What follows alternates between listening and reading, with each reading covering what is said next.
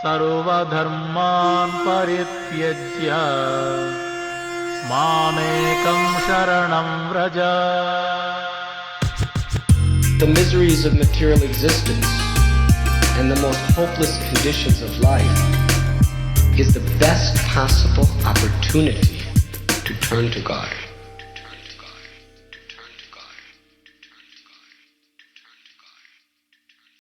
You're listening to Bare Knuckle Bhakti Shorties on the Bhakti Recovery Podcast with Jiva G, coming at you every Monday with a little spiritual something.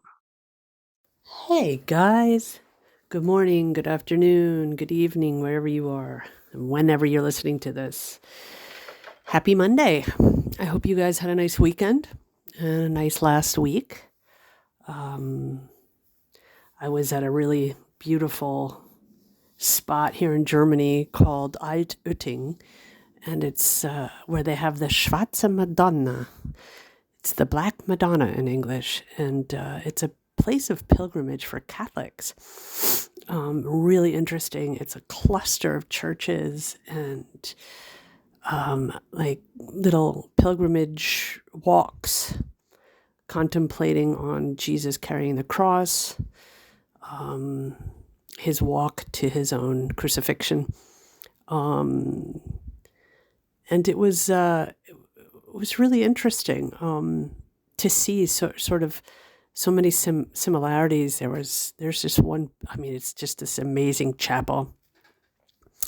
There's like a cluster of all different kinds of churches. They're really beautiful, but there's just one with this, it's a deity of Mother Maria, with baby Jesus, and it's black, out of black wood as well, and in this church, this chapel that's painted black inside, and there's just silver everywhere. It's opulent and it's super beautiful.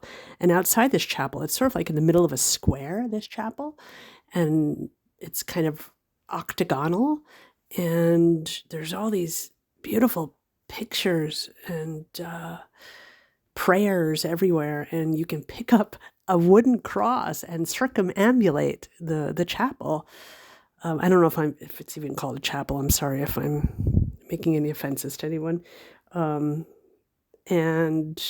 you can circumambulate and carry that cross. And so yeah, it was really interesting to be in a holy place. It didn't have to be, strictly from the Gaudiya Vaishnavas, but I see the total, the similarities in all kinds of atonement, contemplation, getting behind the mysticism, getting to the mysticism of all of these tools, all of these traditions, these things that every religion has, and there's a mysticism behind all of it. It was really interesting. I really wanted to pick up a cross and do it, but I'm not Catholic, so I felt like I would be disrespecting because I didn't know exactly. So I just enjoyed being there and watching and relaxing and going through long walks. A lot of nature around there, like paths into the woods. Of course, woods are my happy place. Everyone knows that. Yeah, it was a really nice time. And when I got back, when I got back, everything's pretty mellow, and I came across this situation, and this is what I want to talk about now. Well, first of all, let me finish. Sorry, guys. I don't want to go off too far now. I'll get to that afterwards. I just wanted to say that there is a divine truth, and no matter how we connect with that divine truth, whether it's carrying a cross and circumambulating a chapel, whether it's chanting your rounds, whether it's kirtan, whether it's going to a church choir, whether it's being a nun, whether it's being a brahmachari or a brahmacharini, whatever that is, it was really interesting for me to deeply, deeply understand that it's only as good as my intentions. My connection will only be as good as my will and openness and intentions when I go into any situation. And I find in many religions, if you're brought up in the religion, and this is no criticism, this is just what happens and what I see, is that the mysticism part is not really, it's like, oh, you carry the cross and, you contemplate your sins and just think about Jesus. And yes, that's true. But why are they doing that? Why should we think about what Jesus was doing? Why should we think about the gopis and their love and separation of Krishna? Why should we think about what Queen Kunti had to go through? Why do we think about those things? There's a lot of sacrifice there, and there's a lot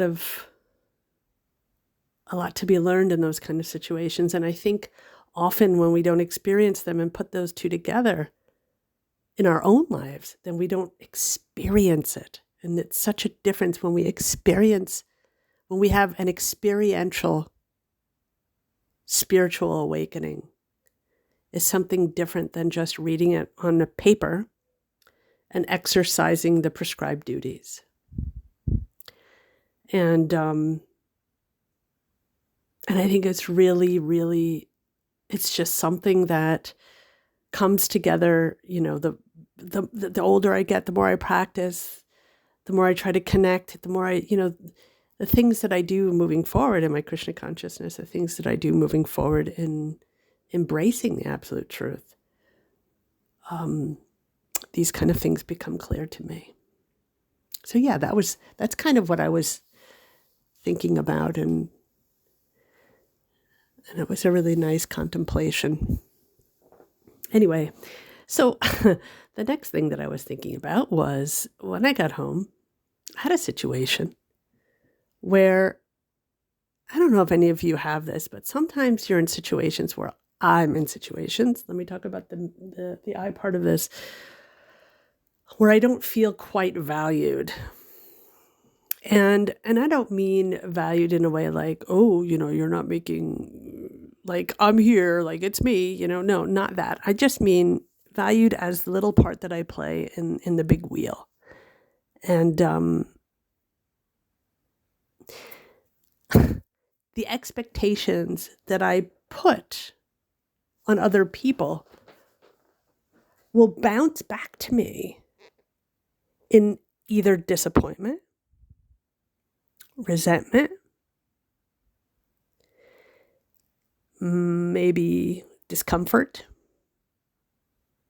And it's usually not a great feeling. So I have a situation where I don't feel valued, and I didn't feel valued, and maybe I am and maybe I'm not. But that's just, it doesn't really matter if that's the truth or not. It's just how I feel.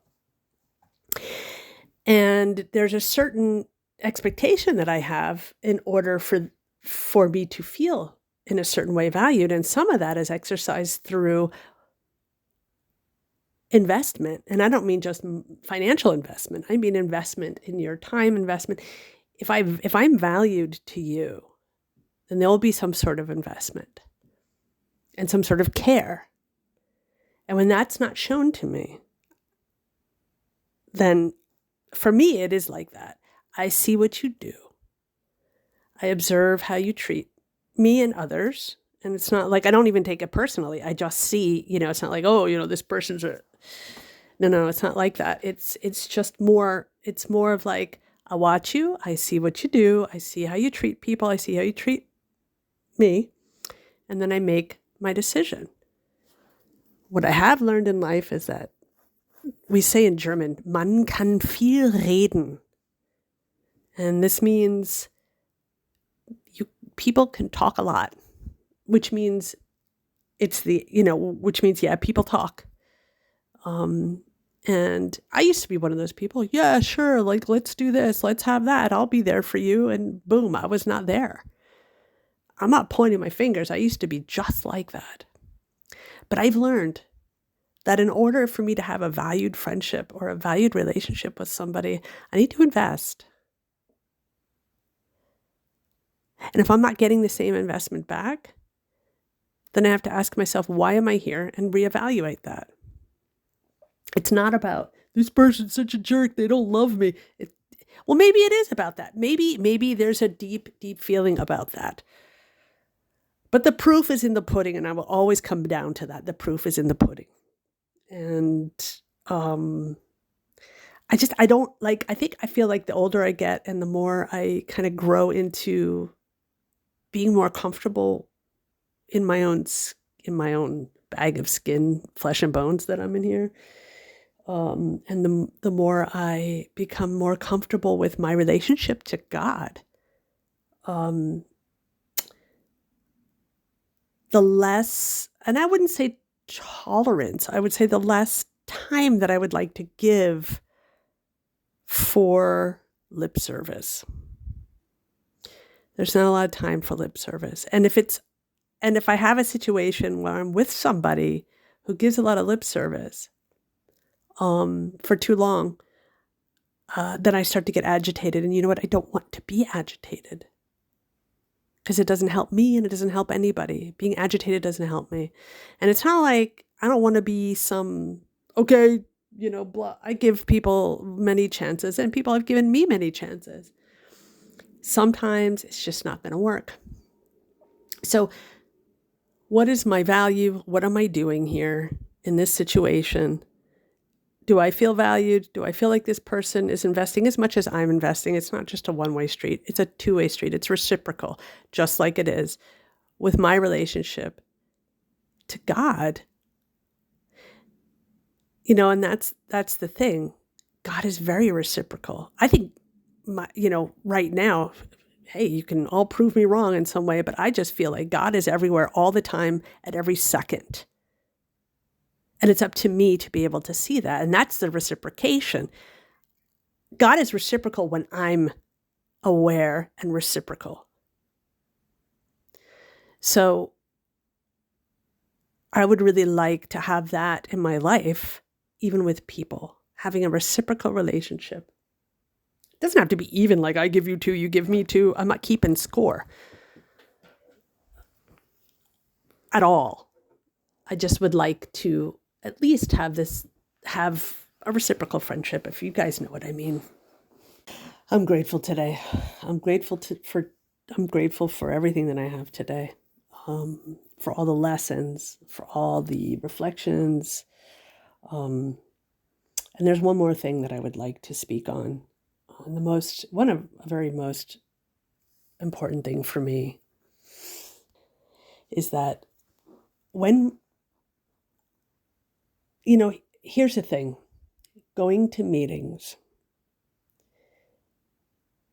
and I will take this from my traditional 12-step life.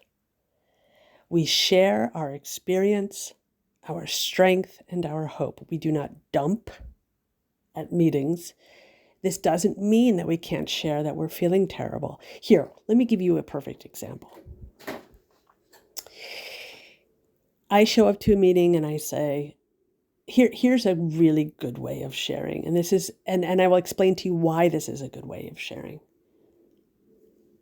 Hi, everyone. My name is Jiva. I'm a grateful recovering addict and spirit soul in recovery. This week has been very challenging for me, and I'm not feeling good at all. I have a very bad self-esteem at the moment. I'm feeling like I have no value. I'm feeling very insecure, and it's tearing me up inside. And I could even be saying this when I'm crying or totally upset. But then that's my experience. And then my strength is I'm trying not to sink into this cesspool of self-pity, or I'm trying not to go deep into my trauma or I'm trying to figure out how to get out of this even. I've read step 3. I'm trying to let it go and give it to God. I'm contemplating on step 11. I'm thinking of Queen Kunti when she was being disrobed and nobody was helping her, and she reached out and called out to Krishna, and I'm trying to find strength in that. And my hope is that if I keep moving forward, that I can get out of this. Now, that is an ideal way of sharing right there. We can't always be in a position to,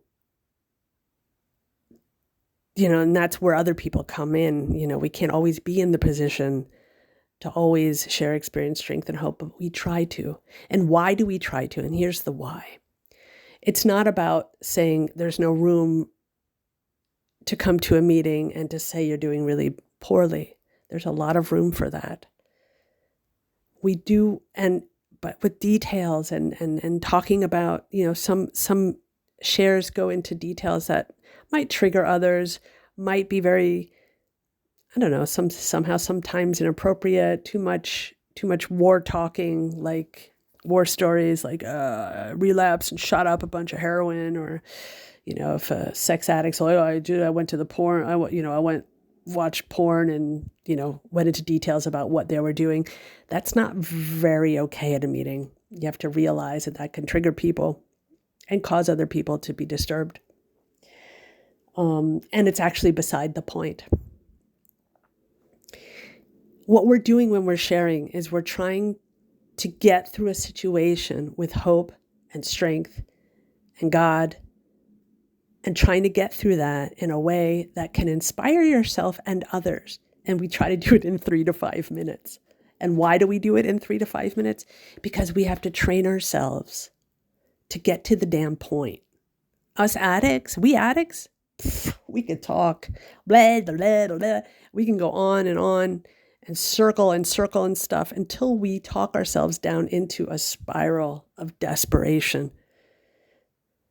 By sharing in a meeting 3 to 5 minutes, especially the Bhakti Recovery Group. I don't know how it is now. Every meeting is different. But at Bhakti Recovery Group, we do kind of a 3 to 5 minute thing. 5 minutes is a very long share, but sometimes people need it. But it's really important for us to be able to really, it's like the saucier. I don't know, you guys know what a saucier is, right? Someone who does sauces at a restaurant, and the art of doing that is just boiling. It's kind of gross if you do it with meat. Let's talk about a saucier of vegetables. We have the vegetables, we have all this, and we boil it down until it's very essence, and then we scrape out the stuff we don't need, and then boil it down until it's, and we start off with tons and tons of water, and we come down to this very concentrated sauce. And that's kind of what we're trying to do. We're being a saucier of words and feelings. We want to bring it down to the very basics. We want to get down to what's going on. How can I show up for myself? And how can I solve this? How can I get out of this? So yeah, I wanted to bring that up only because often I think a lot of people, when they first come to a program, either to a 12-step program or to us at the Bhakti Recovery Group, or wherever they're going, it doesn't really matter actually. They don't know how to share, and that's maybe very helpful for people to understand that that's sort of a structure of sharing that really just empowers yourself and others. So I just wanted to give you that today, and tell you from experience, strength, and hope that is something that's helped me immensely. So anyway, guys, I hope you have a great week. Thursday, we have another interview. Yay. It's been a while. And I'll see you guys soon. Hare Krishna, Hare Bol. Love you all. Thanks for listening. I hope you liked the Monday Shorties. Don't forget to check out our full-length episodes on Thursdays. If you like what you heard, spread the word. Peace out. सर्वधर्मान् परित्यज्य मामेकं शरणं Vraj the miseries of material existence and the most hopeless conditions of life is the best possible opportunity to turn to God.